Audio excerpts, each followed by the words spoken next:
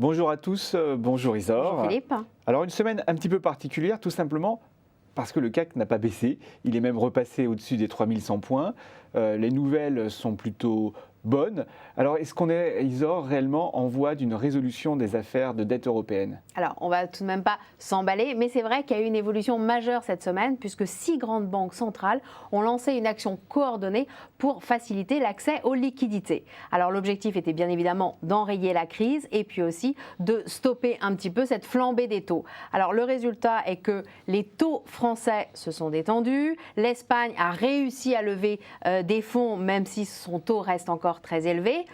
Alors, donc ça, ce sont des points positifs. On peut dire que l'opération est un peu réussie, mais ça ne résout pas tout.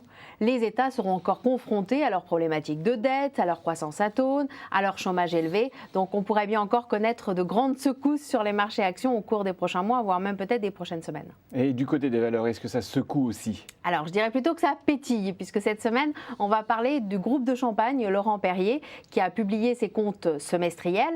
Alors, son chiffre d'affaires a progressé d'un peu plus de 10% grâce à l'export et le haut de gamme. Mais ce qui est intéressant, c'est au niveau de la marge, puisque la marge opérationnelle, elle s'élève à 21,6% et son résultat net part du groupe a été multiplié par 3.